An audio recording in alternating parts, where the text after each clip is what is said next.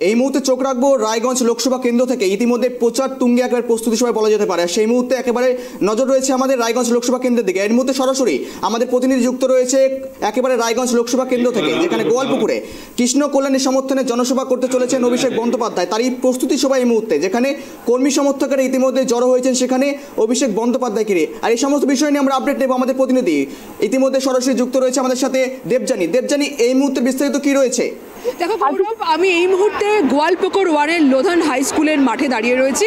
আর কিছুক্ষণের মধ্যে এখানে অভিষেক বন্দ্যোপাধ্যায়, তৃণমূল কংগ্রেসের সর্বভারতীয় সাধারণ সম্পাদক, তিনি রায়গঞ্জ লোকসভা কেন্দ্রের তৃণমূল কংগ্রেসের প্রার্থী কৃষ্ণ কল্যাণীর সমর্থনে সভা করবেন এবং কিছুক্ষণের মধ্যেই তিনি এই মাঠে উপস্থিত হবেন। তবে তার আগে আমি আমার ক্যামেরা পার্সন সূর্যশঙ্কর অধিকারীকে বলবো যে এই লোধান হাই স্কুলের মাঠের ছবিটা দেখানোর জন্য, যে আজকে আমরা এখানে দেখতে পাচ্ছি যে প্রচুর গরম, আর সেই গরম উপেক্ষা করে এই লোধান হাই স্কুলের মাঠ কিন্তু ভরে গিয়েছে।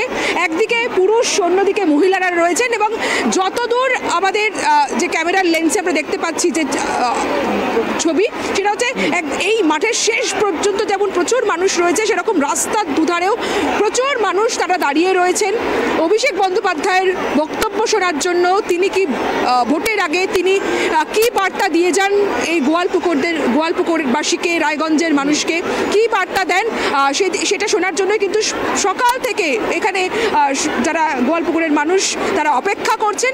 আর সরাসরি একদম তাদের সঙ্গেই কথা বলবো, তাদের মুখ থেকেই শুনবো যে গতবার যেহেতু আমরা জানি যে এই রায়গঞ্জ কেন্দ্রটা বিজেপির দখলে গিয়েছিল এবং এবারেও এখানে একটা হাড্ডাহাড্ডি লড়াই রয়েছে। রাজনৈতিক মহল যেটা প্রত্যেক দিন আমরা দেখতে পাচ্ছি যে তারা গোটা পশ্চিমবঙ্গের 42টা কেন্দ্রে যে আসনগুলো নজর কাড়া, যেখানে হাড্ডাহাড্ডি লড়াই বলছে, তার মধ্যে রায়গঞ্জ অন্যতম। এখানে তৃণমূল কংগ্রেসের প্রার্থীর কৃষ্ণ কল্যাণী তিনি অনেক আগে থেকেই প্রচার শুরু করে দিয়েছেন এবং তারপরে আমরা দেখেছি এখানে বিজেপি এবং জোট প্রার্থী ঘোষণা হয়েছে, তাদের নাম ঘোষণা করছে এবং অনেক পরে তারা প্রচার শুরু করেছে। সেখান থেকে তৃণমূলের দাবি যে প্রচারে তারা অনেকটাই এগিয়ে গিয়েছে এবং মানুষের কাছে তাদের বার্তা তারা তুলে ধরতে পেরেছে। মমতা বন্দ্যোপাধ্যায় সরকার যে উন্নয়নমূলক প্রকল্পগুলো তিনি করেছেন, তার সরকার যে প্রকল্পগুলো চালু করেছে সেইগুলো যেমন মানুষকে পৌঁছে দিতে পেরেছেন, সেরকম তার এই গোটা রাজ্যের যে কেন্দ্রীয় সরকারের, যে মোদী সরকারের যে এই রাজ্যের বঞ্চনা, সেই বার্তার কথা কিন্তু তারা মানুষের কাছে পৌঁছে দিতে পেরেছে। তবে আমরা একদম এখানে যারা বসে আছেন তাদের সঙ্গে কথা বলবো। এবারে এখানে আমরা এখন যা ভিড় দেখছি এই লোধান হাই স্কুলের মাঠে, এই ভিড় কি ইভিএমে পড়বে, মানে ভোটে এফেক্ট করবে?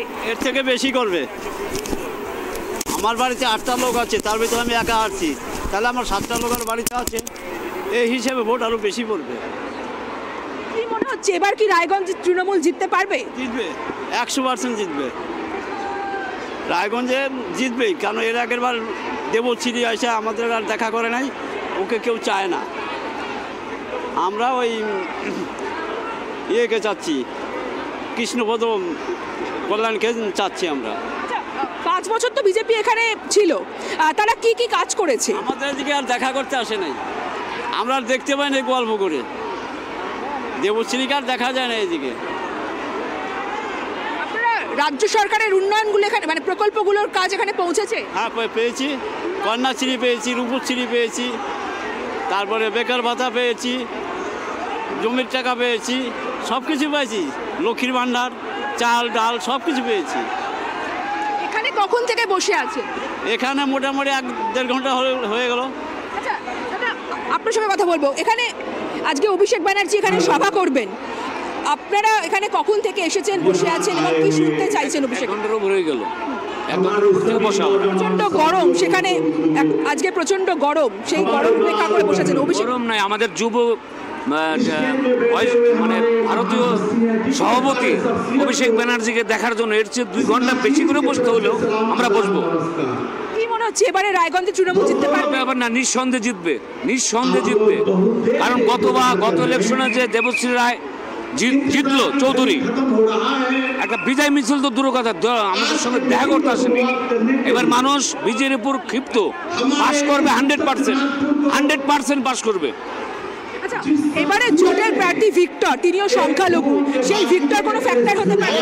সিটে ভোটা কিছু পাবে, সিটে ভোটা কিছু পাবে, এমন না মুসলমানরা কিছু ভোট দিবে, ওতে কোনো যায় আসে না।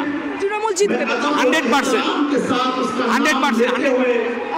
শুনতেই পেলেন যে এবারে যারা এখানকার এই যে এলাকাটা, এটা মূলত সংখ্যালঘু সম্প্রদায়ের মানুষের বাস, এখানে সংখ্যালঘু অধ্যুষিত এলাকা, এবং তারা বলছে যে এবারে যে জোট প্রার্থী ভিক্টর, যেটা রাজনৈতিক দলের অনেকেই মনে করছে যে ভিক্টর যদি অনেকটা ভোট কেটে নেয় তাহলে এই আসনটা বিজেপির দখলে চলে যেতে পারে, কিন্তু এখানকার যারা মানুষ, সংখ্যালঘু মানুষ, তারা মনে করছে যে ভিক্টর কোনো ফ্যাক্টরই নয়। আচ্ছা, আপনার কাছে জিজ্ঞাসা করবো আবার যে আপনাকে জিজ্ঞাসা করবো যে এখানে জোট প্রার্থী ভিক্টর, জোটের প্রার্থী ভিক্টর, সে কোনো ফ্যাক্টর হতে পারে? সে ফ্যাক্টর হবে না, ওদের আমরা দিব না ভোট, ওকে দিয়ে কেউ মানে বেকার করে দিবে, আমরা ওই কংগ্রেসকে দিব না।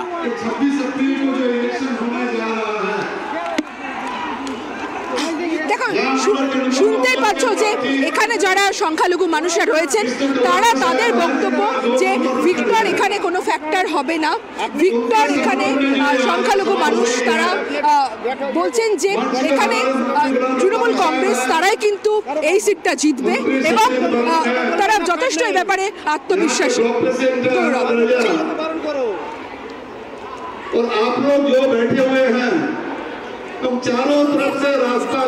জানতে চাইবো যে রায়গঞ্জ লোকসভা কেন্দ্র থেকে 3টি দল 3 ধরনের প্রার্থী ঘোষণা করেছে, তো সেই ক্ষেত্রে আমরা যদি তৃণমূল প্রার্থী কৃষ্ণ কল্যাণীর সাথে আমরা যদি এবারের বিজেপি প্রার্থী কার্তিক পালের সাথে যদি আমরা কম্পেয়ার করি, তাহলে কি মনে হয় কার পাল্লা ভারী হওয়ার সম্ভাবনা থাকছে ব্যক্তিত্বের দিক থেকে?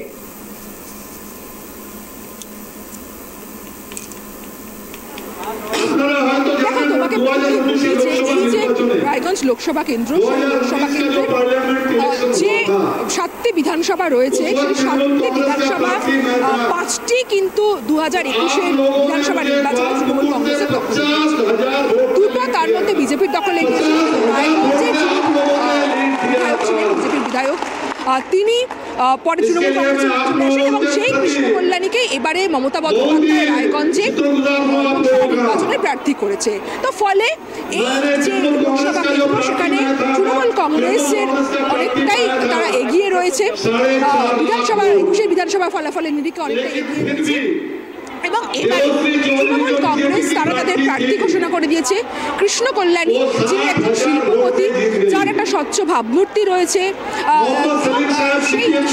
তার যে ইমেজ, সেই ইমেজটা কিন্তু এবারে তৃণমূল কংগ্রেসের কাছে একটা বড় অস্ত্র প্রচারের জন্য। কারণ কৃষ্ণ কল্যাণী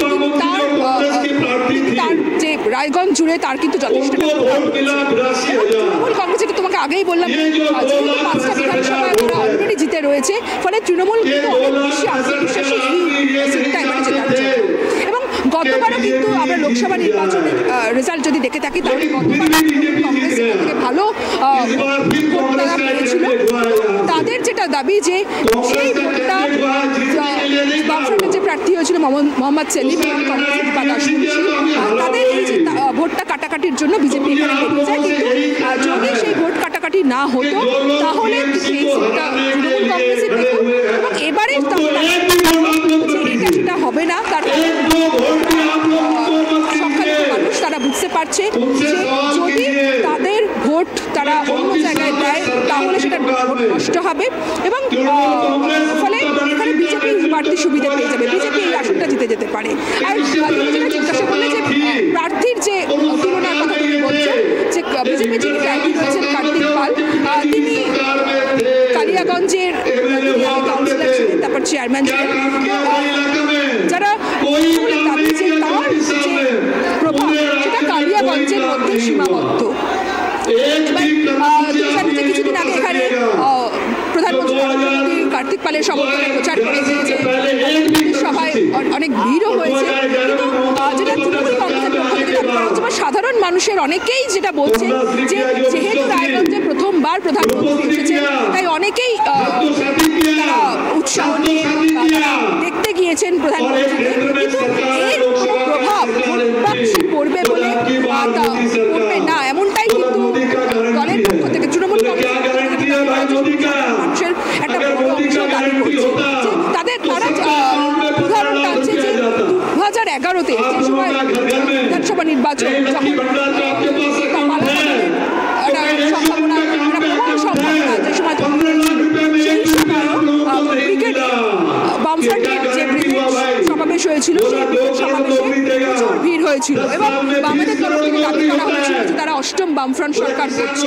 তৃণমূল কংগ্রেসের যারা এখন সমর্থক তারা কিন্তু সেই পুরোনো দিনের কথাটাই মনে করাচ্ছে, 2011-র কথা মনে করাচ্ছে। তারা বলছে যে সেই সময় ব্রিগেডে যে ভিড় হয়েছিল, যে রেকর্ড ভিড় হয়েছিল, তাতে মনেই হয়নি যে তৃণমূল কংগ্রেস 2011 ক্ষমতায় আসতে পারে, কিন্তু সেটা হয়নি। তাই মোদীর সবার ভিড় থেকে তারা একেবারেই বিচলিত নয়। তাদের দাবি যে এই সিটটা এবার তৃণমূল কংগ্রেস জিতবে। ইতিমধ্যে মমতা বন্দ্যোপাধ্যায় এই লোকসভা কেন্দ্রে দুটো সভা করে ফেলেছেন। তিনি অলরেডি কদিন আগে ইসলামপুরে সভা করেছেন, তার আগে তিনি এখানে একটি সভা করেছেন রায়গঞ্জে, এবং তিনি আজকে অভিষেক বন্দ্যোপাধ্যায় তিনি সভা করবেন গোয়ালপুকুরে। অভিষেক বন্দ্যোপাধ্যায়ের পর মমতা বন্দ্যোপাধ্যায় 22 তারিখ আবার চাকুলিয়া এবং করণদিঘিতে সভা করবেন। ফলে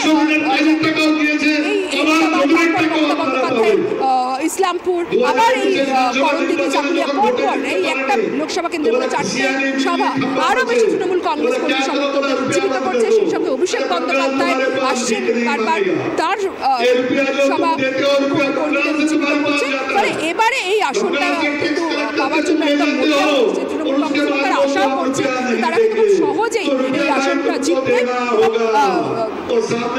উত্তরবঙ্গে তুমি জানো যে গতকাল তৃণমূল কংগ্রেস বিজয় মিছিল বের করেছিল, যে তিন ভোটের পর কোচবিহার, আলিপুরদুয়ার, জলপাইগুড়ি ভোটের পর তারা বিজয় মিছিল বের করে এবং তারা বলছে যে তাদের জয় নিশ্চিত।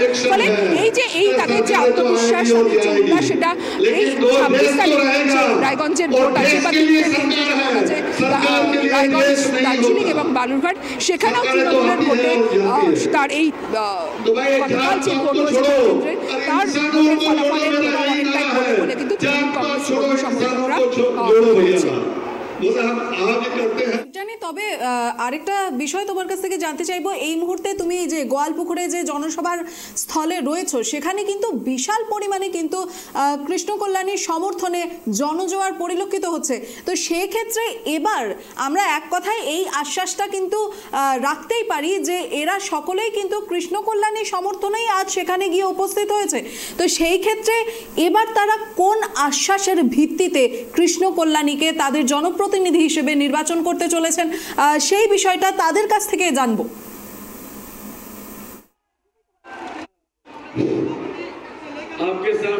দেখো, প্রথমেই তোমাকে বলি যে তৃণমূল কংগ্রেস যে এবারে লড়ছে 42টা লোকসভা কেন্দ্রে, তাদের অস্ত্রই হচ্ছে যে মমতা বন্দ্যোপাধ্যায় সরকারের উন্নয়নমূলক প্রকল্প।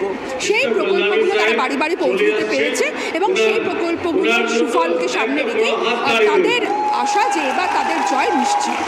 রায়গঞ্জেও তার অন্যতা হচ্ছে না এবং দেখতেই পাচ্ছ এই মুহূর্তে এই রায়গঞ্জ লোকসভা কেন্দ্রের তৃণমূল কংগ্রেস প্রার্থী কৃষ্ণ কল্যাণী তিনি এসে উপস্থিত হয়েছেন যারা তার সমর্থনে অন্যান্য যারা দলের নেতা তারা বক্তব্য রাখছেন। এই মুহূর্তে বিরাম রাব্বানি রাজ্যের মন্ত্রী তিনি বক্তব্য রাখছেন, আর কিছুক্ষণের মধ্যে অভিষেক বন্দ্যোপাধ্যায় তিনি চলে আসবেন।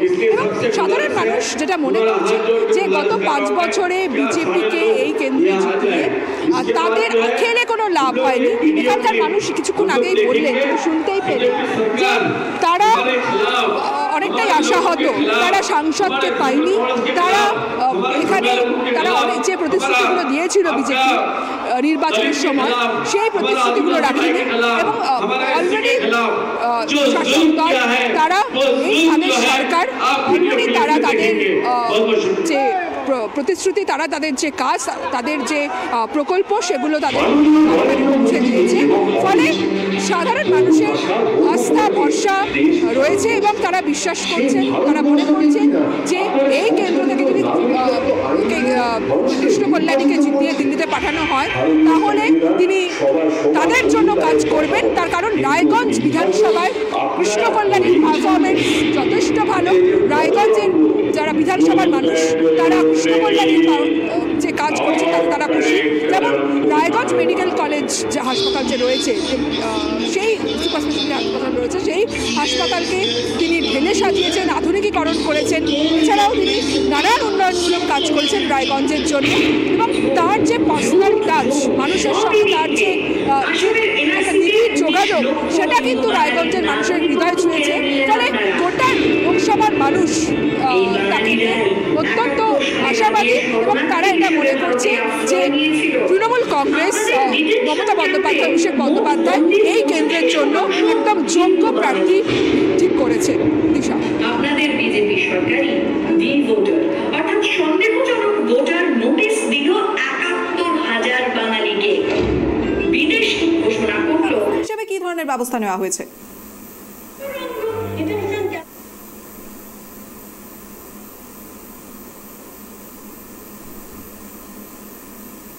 দেবযানী, গোয়ালপুকুরে এই জনসভায় আর কিছুক্ষণের মধ্যেই তৃণমূলের second in command Abhishek Bandyopadhyay এসে পৌঁছবেন, তো তার উপস্থিতিকে ঘিরে নিরাপত্তার ক্ষেত্রে কি ধরনের ব্যবস্থা গ্রহণ করা হয়েছে?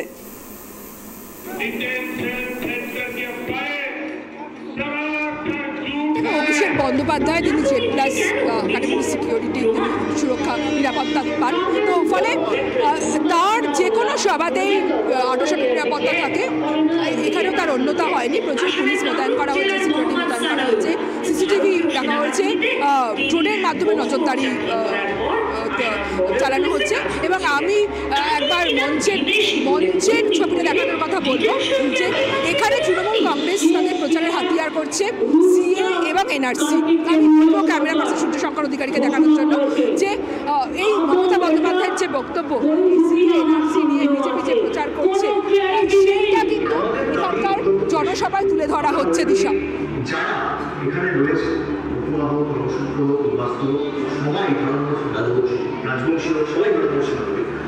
আমার যতটা অধিকার ভারতবর্ষের মাটির উপর রয়েছে, তাদের প্রত্যেকের ততটাই অধিকার ভারতবর্ষের মাটির উপর। আপনার কাছ থেকে জানতে চাইবো যে এই সভাস্থলে যে সাধারণ জনগণ যে আজ এসে উপস্থিত হচ্ছেন, তাদের জন্য কি কোনো রকমের কোনো বিশেষ ব্যবস্থা নেওয়া হয়েছে? কারণ দেখো, একেই কিন্তু গ্রীষ্মকাল, তো সেই ক্ষেত্রে যখন তখন আবহাওয়া মধ্যে বদল ঘটতেই পারে, যখন তখন তাপ বৃদ্ধি পেতে পারে, কমতে পারে, যা খুশি হতে পারে। কিন্তু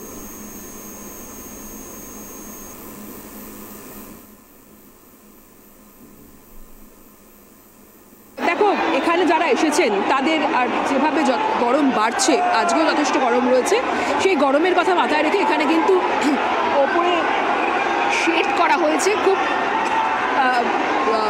শুধুমাত্র কাপড়ের আচ্ছাদন নয়, এখানে কিন্তু একদম অ্যালুমিনিয়ামের শেড করা হয়েছে, যাতে যারা এখানে বসবেন, শেডের নিচে বসবেন, তাদের কোনো রকম কষ্ট না হয়। পর্যাপ্ত জলের ব্যবস্থা করা হয়েছে, এবং যেখানে এই মুহূর্তে আমরা দাঁড়িয়ে এই লাইভ করছি, এবং আমার সামনে যে সমস্ত এখানে উপস্থিত জনতা রয়েছেন, তারা একদম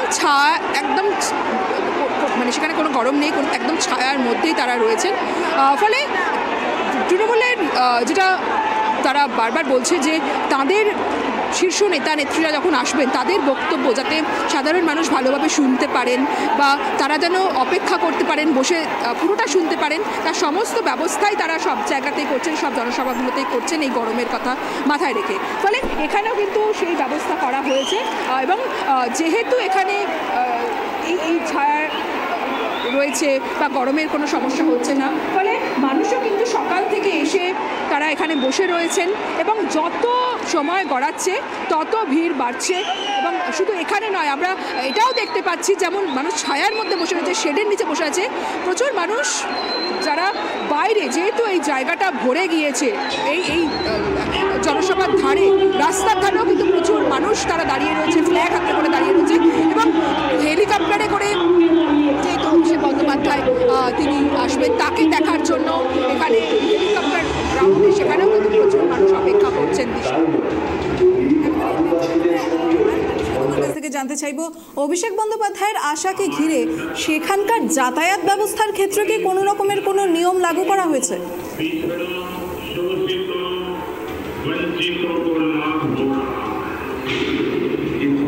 রাজ্য উত্তরপ্রদেশ এবং মধ্যপ্রদেশ দলিত, আদিবাসী